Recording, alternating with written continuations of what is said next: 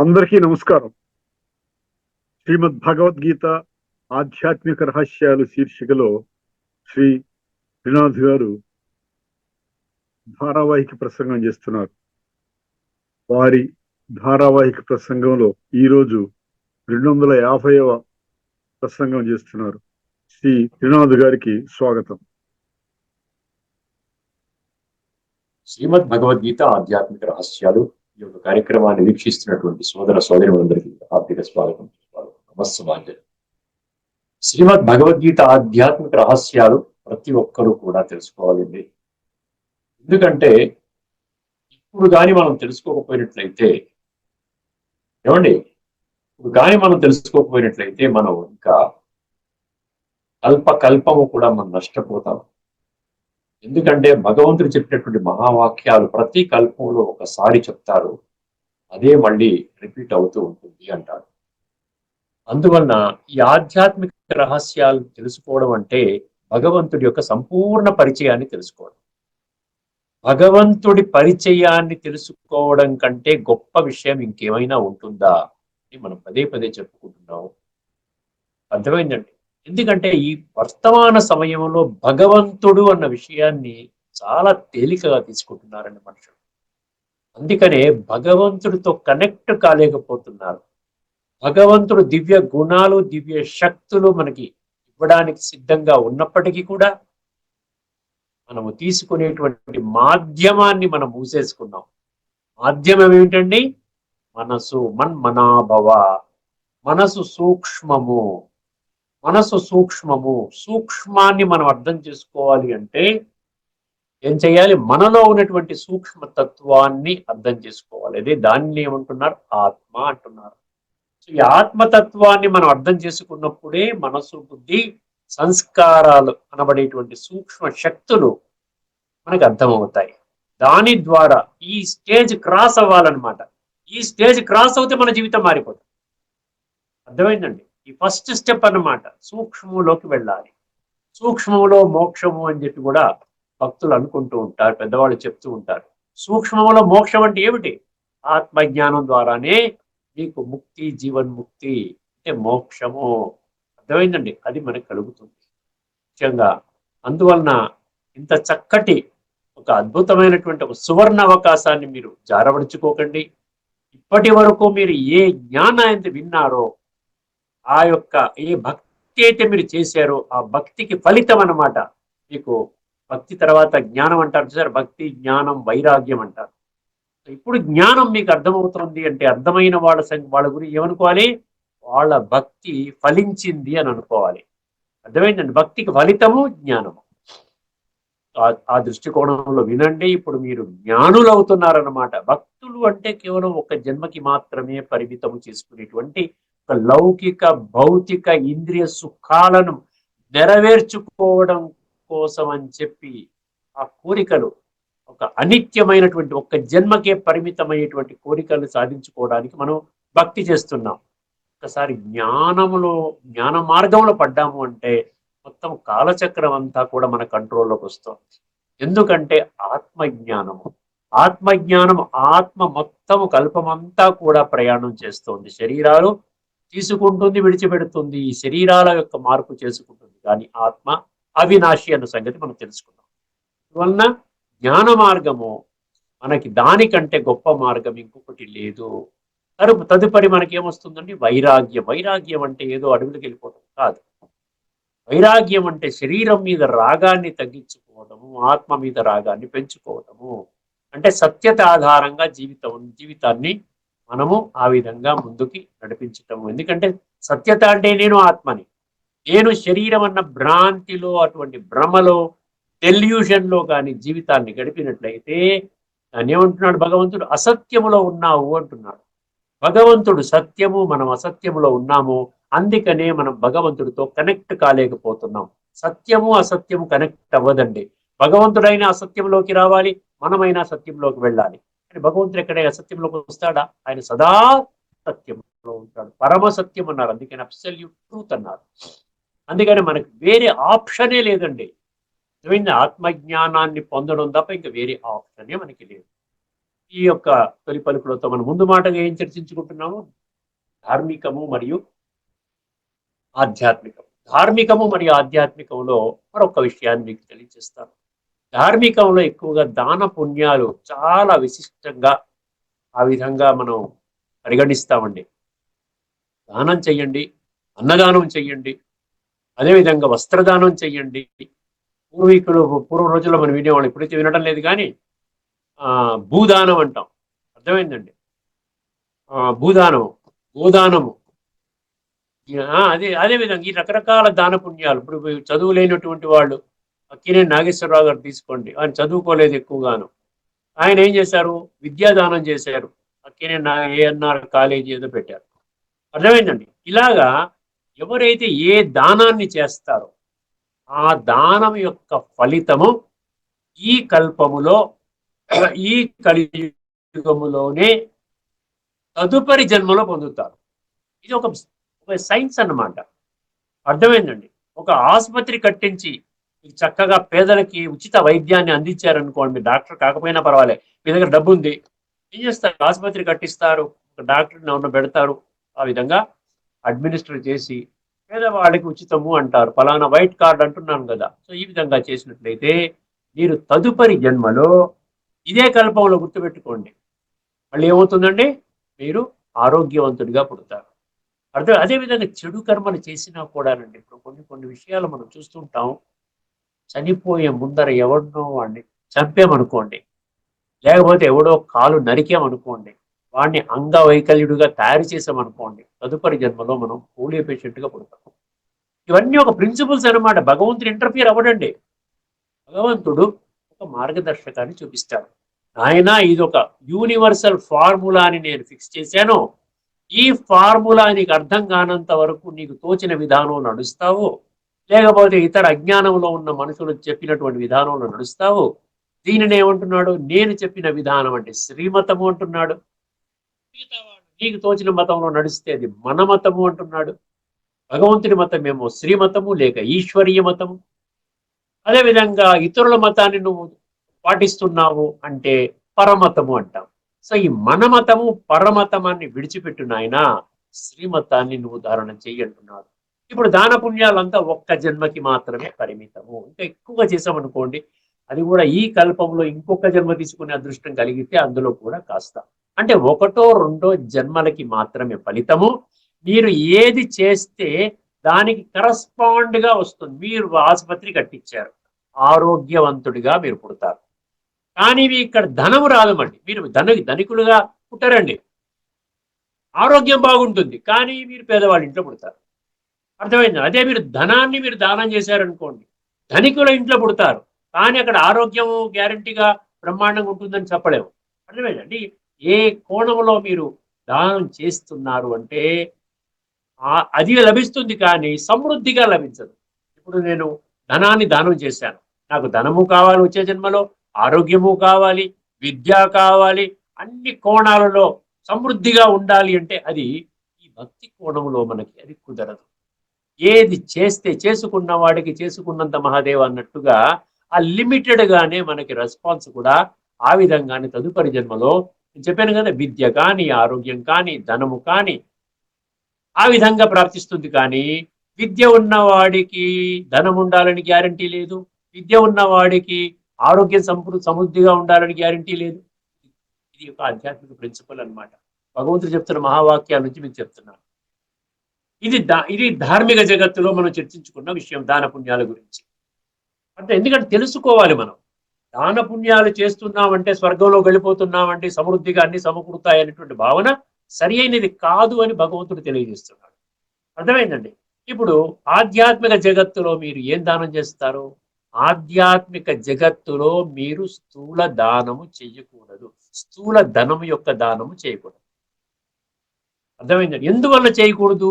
ఆ స్థూల ధనాన్ని ఉపయోగించి ఎవరైనా పాపకర్మలు కానీ చేసినట్లయితే, అర్థమైందండి? ఎందుకంటే జరుగుతున్నాయి, మనుషులు పాపాత్ములే ప్రపంచంలో ఎక్కువ ఉన్నారు. చరిత్రహీనుల సంఖ్య రోజు రోజుకు పెరుగుతోంది, పాపాత్ముల సంఖ్య పెరుగుతోంది. ఇప్పుడు మీరు ఎవరికో ఒకరికి ధనాన్ని ఇచ్చారు, అర్థమైందండి? వాడు దానిని దురుపయోగం చేసాడు అనుకోండి. ఒక కత్తిది కొన్ని ఆ ధనంతో ఒక చాకును కొంటాడు, ఒక కత్తిని కొని ఎవరినైనా చంపాడు అనుకోండి,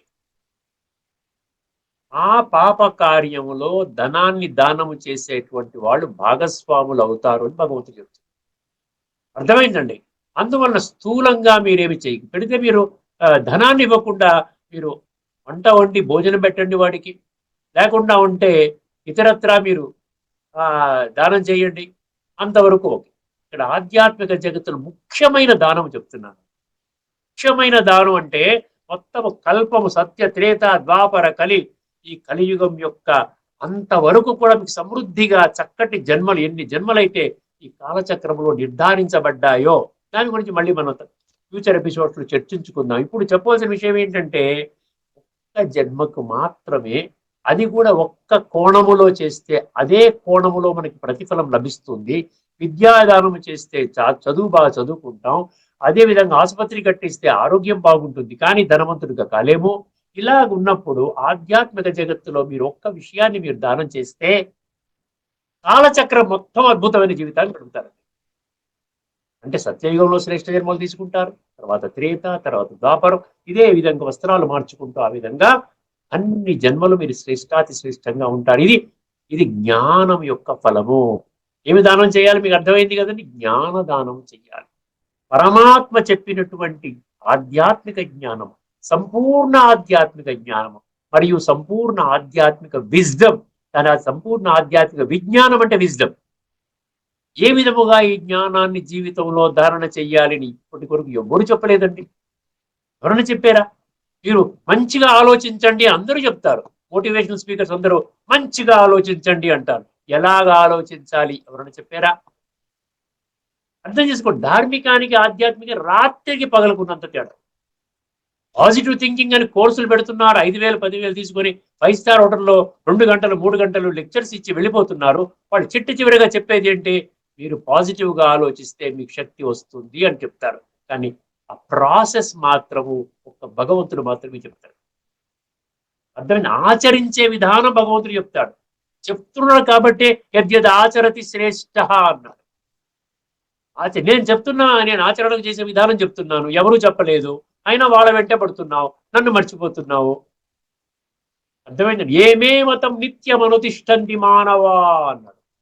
ఆ మతాన్ని నిత్యము అనుతిష్ట, ఎందుకంటే ఆ అనుసరించే మార్గాన్ని కూడా నేను చెప్తున్నాను. జ్ఞానం దానము కంటే గొప్ప దానము లేదండి. 7వ అధ్యాయంలో 2వ శ్లోకం ఏమండి? జ్ఞానం తేహం సవిజ్ఞానం ఇదం వక్ష్యామి అశేషత అన్నాడు.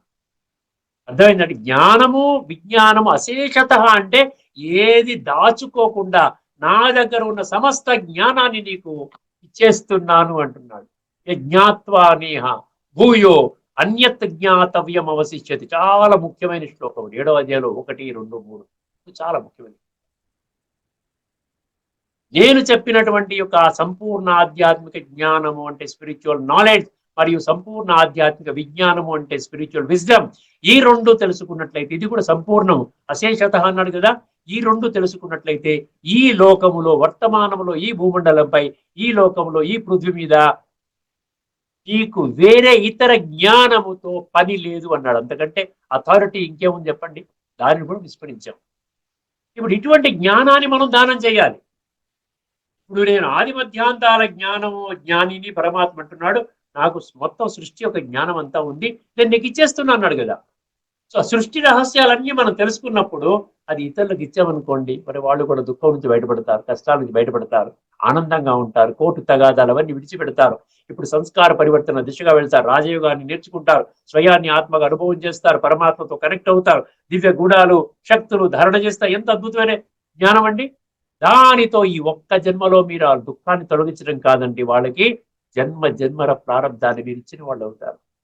అందుకని 18వ అధ్యాయంలో 68, 69 శ్లోకాలు మీరు మర్చిపోకండి ఎప్పుడు కూడా. 18వ అధ్యాయంలోని 68, 69 ఒక్కసారి ఆ శ్లోకాలు వినండి, మరొకసారి ఎన్నోసార్లు చెప్పాను మీకు.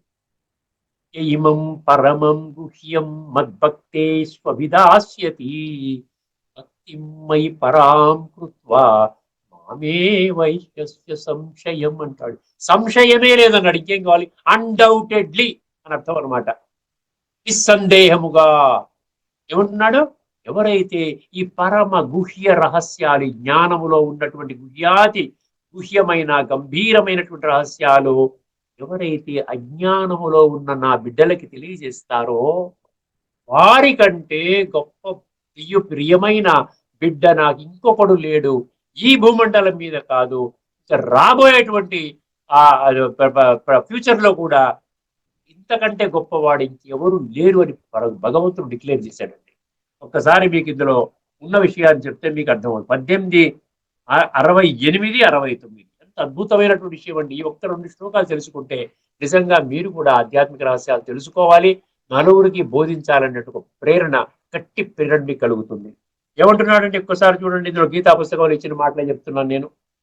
నా యందు పరమ భక్తి కలిగి ఈ పరమ గోప్యమైన, అండర్లైన్ చేసుకోండి, పరమ గోప్యమైన గీతోపదేశమును అనగా గీతా శాస్త్రమును నా భక్తుల హృదయములలో పదిలపరుచువాడు నన్నే పొందును, ఇందే మాత్రము సందేహము లేదు. భగవంతుడు అంటున్నాడు ఇందే మాత్రం సందేహము లేదు, కానీ మనకు మాత్రం సందేహం. మనుషులము, మనం పరమాత్మ బిడ్డలము, శరీరాన్ని ఎప్పుడు విడిచిపెడతామో తెలియదు, చేసేవన్నీ కూడా ఇంద్రియ సుఖాల కోసం జీవితాన్ని ఆ విధంగా అంకితం చేసుకున్నాము. మనకు అనేక రకాల సందేహాలన్నీ వస్తున్నాయి. కానీ భగవంతుడు ఏమంటున్నాడు? ఇందు ఏమాత్రము సందేహము లేదు. ఈ విధంగా నా గీతా జ్ఞానాన్ని నలుగురికి, అజ్ఞానంలో ఉన్న భక్తులకు తెలియజేసినట్లయితే 69లో ఏం చెప్పాడు చూడండి.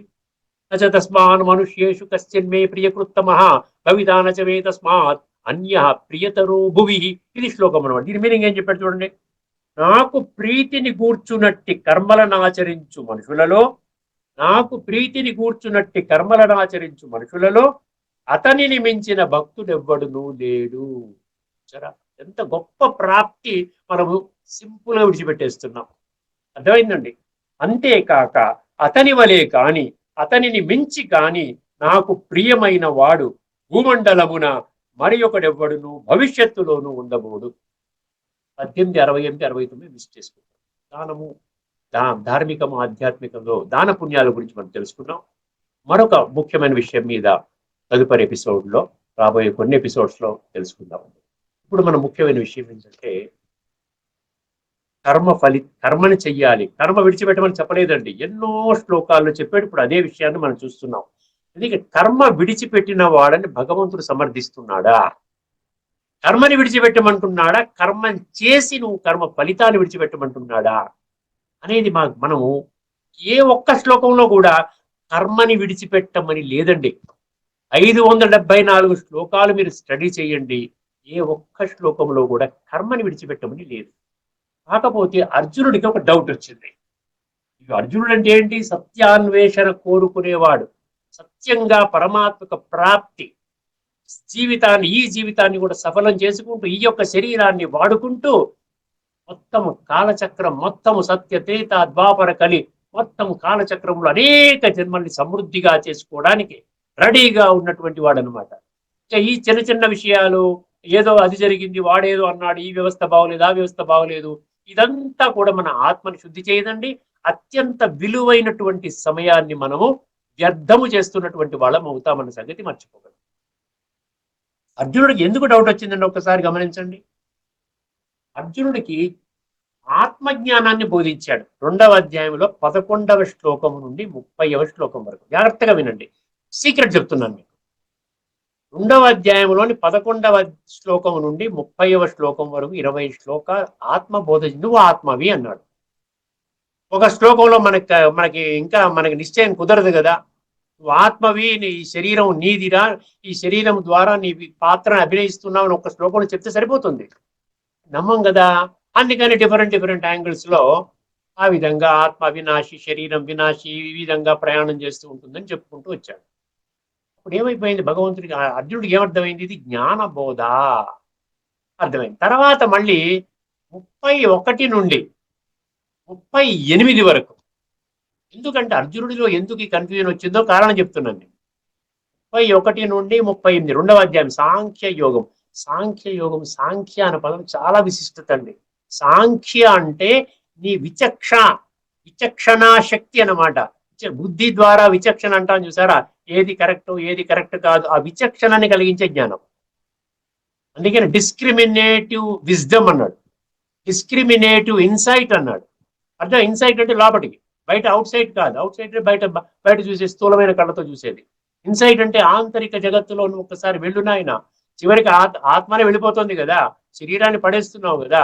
సో ఇది ముఖ్యమా, ఇది ముఖ్యమా, ఇది కాల్ చేస్తున్నారు, దీన్ని బూడిద చేసేస్తున్నారు కాల్ చేసి, కానీ ఇది మాత్రం ప్రయాణం చేస్తూ ఉంటుంది, ఇంకొక శరీరం తీసుకుంటుంది, ఇంకో తల్లి గర్భంలో చేరిపోతుంది. సో ఆత్మజ్ఞానం తర్వాత ఏమన్నాడు, 31 నుంచి 38, ఈ 8 శ్లోకాల్లో నువ్వు యుద్ధము చేయన్నాడు. అక్కడ జ్ఞానం చెప్పాడు, ఇక్కడ యుద్ధం చేయమంటున్నాడు. తర్వాత మళ్ళీ 39వ శ్లోకం నుండి 53వ శ్లోకం వరకు నువ్వు బుద్ధిని వాడుకో అన్నాడు. గమనించండి, చూడండి, అది కొంచెం కన్ఫ్యూజ్ అవుతున్నాడు, అర్జునుడు కన్ఫ్యూజ్ అవుతున్నాడు. తర్వాత 54వ శ్లోకం నుండి 72వ శ్లోకం వరకు స్థిత ప్రజ్ఞ స్థితి అన్నాడు. 19 శ్లోకాలు మనం చర్చించుకున్నాం. అర్థమైందండి, స్థిత ప్రజ్ఞుడిగా అవ్వాలి అని అంటున్నాడు. దాంతో ఏ మార్గాన్ని బోధిస్తున్నాడు నాకు. ఒక పక్కన ఆత్మగా అంటున్నాడు, 30 శ్లోకాలు 20 శ్లోకాలు చెప్పాడు.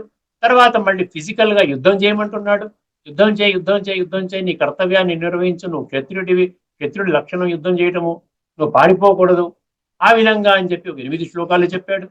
తర్వాత నీవు బుద్ధిని వాడుకోమని చెప్తున్నాడు. 84 లక్షల జీవరాశుల్లో నీకు ఒక్కడికే బుద్ధినిచ్చాను, ఆ బుద్ధిని వాడుకుంటే విషయం స్పష్టమవుతుంది అంటున్నాడు. తర్వాత మళ్ళీ స్థిత ప్రజ్ఞత గురించి ఇన్ని శ్లోకాలు, అంటే దగ్గర 11వ శ్లోకం నుంచి 72 శ్లోకాల వరకు 4 సబ్జెక్ట్స్ ని, 4 అంశాలని ఎక్స్ప్లెయిన్ చేయడం జరిగింది. దీంతో అర్జునుడికి ఏ సందేహం వచ్చిందంటే, నన్ను కర్మ చెయ్యమంటావా వద్దంటావా? అర్థమైందండి, నేను కర్మ చెయ్యాలా వద్దా? కేవలము నేను ఆత్మజ్ఞానిగా ఉంటే సరిపోతుందంటున్నావా, లేక మళ్ళీ ఒక పక్కన కర్మ చేయమంటున్నావు, యుద్ధం చేయమంటున్నావు, మళ్ళీ బుద్ధిని వాడుకోమంటున్నావు, స్థితప్రజ్ఞ స్థితి అంటున్నావు. కాబట్టి 2 కోణాలలో నాకు అర్థం చేస్తున్నావు. నేను కన్ఫ్యూజ్ అయిపోయాను, చాలా కన్ఫ్యూజ్డ్గా ఉన్నాను. ఖచ్చితంగా కన్ఫ్యూజన్ తీసే విధంగా ఒక స్పష్టమైనటువంటి ఏది, నాకు కర్మ చేయమంటావా లేకపోతే కర్మని విడిచిపెట్టమంటావా, ఈ ఒక విషయాన్ని స్పష్టం చేయమని చెప్పి 2 శ్లోకాలు చెప్తారండి. 3వ అధ్యాయం దాంతో ప్రారంభమవుతుంది. 3వ అధ్యాయం దాంతో ప్రారంభం. ఒక్కసారి ఈ శ్లోకాలు 2 శ్లోకాలు మీ ముందు పెడతాను, తర్వాత ఇందులో చెప్తాను. దానికి ప్రాముఖ్యత కాదు, క్వశ్చన్ అడిగాడు అంతే. క్వశ్చన్ పెద్ద ఇంపార్టెన్స్ కాదు, క్వశ్చన్ ఏమడిగాడు కూడా మీకు తెలిసిపోతుంది. ధ్యాయసి చేత్ కర్మణస్తే మతాబుద్ధిర్ జనార్దన, ఏమండి, ధ్యాయసి చేత్ కర్మణస్తే మతాబుద్ధిర్ జనార్దన సత్యం కర్మని ఘోరేమా నియోజేసి కేశవ అంటాడు. అర్థమైంది ఇక్కడ ఏమంటున్నాడు, మీనింగ్ ఏమంటున్నాడు, కర్మ కంటే జ్ఞానమే ముఖ్యం అన్నప్పుడు, జ్ఞానం అంటే ఆత్మజ్ఞానం, కర్మ కంటే ఆత్మజ్ఞానమే ముఖ్యం అన్నప్పుడు నన్ను ఈ ఘోరాతి ఘోరమైన భయంకరమైన యుద్ధము చేయమని ఎందుకు చెప్తున్నావు? అర్థమైందండి. జాయసే చేత్ కర్మణస్తే మతాబుద్ధిర్ జనార్దన సత్యం ఘోరేమాం నియోజేసి కేశవ, సత్యం కర్మణి ఘోరేమాం నియోజేసి కేశవ. ఇది అర్థమైంది కదండి. నన్ను యుద్ధానికి ఎందుకు పరికల్పుతున్నావు? నేను కన్ఫ్యూజ్గా, ఒక పక్కన జ్ఞానం చెప్తావు, ఆత్మనని చెప్తావు, అందరూ ఆత్మలు అంటావు, ఇవన్నీ చెప్తున్నావు, తర్వాత నువ్వు భయంకర యుద్ధం చేసి అందరిని చంపమంటున్నావు, నేను కన్ఫ్యూజ్ అవుతున్నాను అంటున్నాను. తర్వాత 3వ అధ్యాయంలోనే 2వ శ్లోకం వినండి. త్యామిశ్రేణేవ వాక్యేన బుద్ధిం మోహయసీవ మే, యామిశ్రేణవ వాక్యేన బుద్ధిం మోహయసీవ మే, తదేకం వద నిశ్చిత్య ఏన శ్రేయో అహమాప్నుయాం. ఏకం వద నిశ్చిత్య, నిశ్చితంగా ఒక్కటి చెప్పు, నువ్వు అది చేయమంటావు ఇది చేయమంటావు చెప్పమంటున్నాడు. వ్యామిశ్రేణవ వాక్యాన్ని, నీ వాక్యాలు నన్ను ఏమైతుంది, వ్యామిశ్రేణవ అంటే నన్ను చాలా కన్ఫ్యూజన్ లో పెట్టేసింది, చాలా అటు ఇటుగా ఉంది, అటు చేయాలా ఇటు చేయాలని కన్ఫ్యూజన్ లో నేను ఉన్నాను.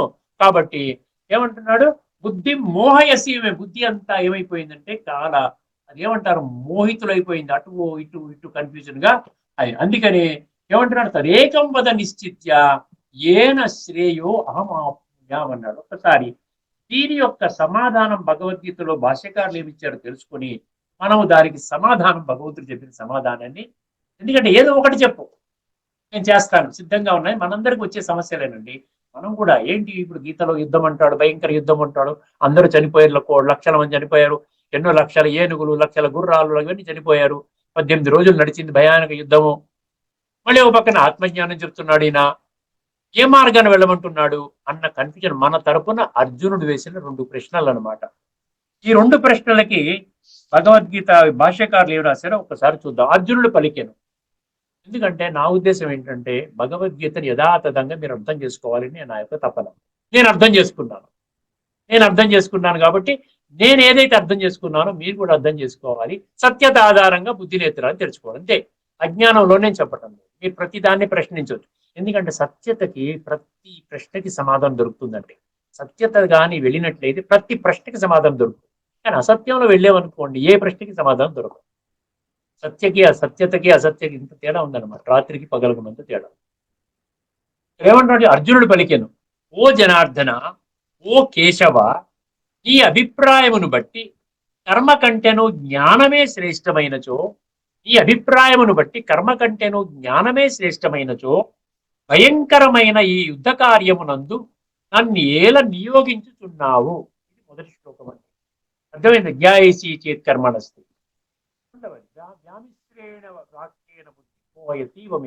ఈ దేని అర్థం ఒకసారి గమనించండి. కలగా పులగము వంటి నీ మాటలతో, కలగా పులగము అనే వాడుకలో వస్తుంది సరే. చాలా కన్ఫ్యూజ్ స్టేట్ ఆఫ్ మైండ్ అనమాట. అన్ని కలిపేసేస్తే కలగా పులగము ఉంటుంది. కలగా పులగము వంటి నీ మాటలతో నా బుద్ధి భ్రమకు లోనగునట్లు చేయుచున్నావు. కనుక నాకు శ్రేయస్కరమైన ఒక మార్గమును నిశ్చయముగా తెలుపుము.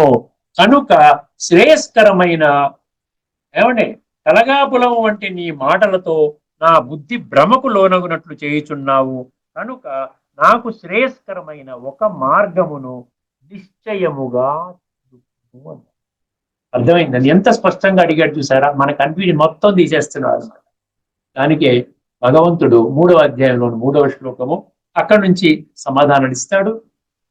ఆ శ్లోకాలు పరమాత్మక సమాధానము మనము తదుపరి ఎపిసోడ్లో చర్చించుకోబోతున్నామండి. ఈ చర్చను ఇక్కడ ముగిద్దాము. అంతవరకు సెలవు. మళ్ళీ కలుసుకునేంత వరకు అందరికీ నమస్కారము. లోకా సమస్తా సుఖినో భవంతు. ఓం శాంతి.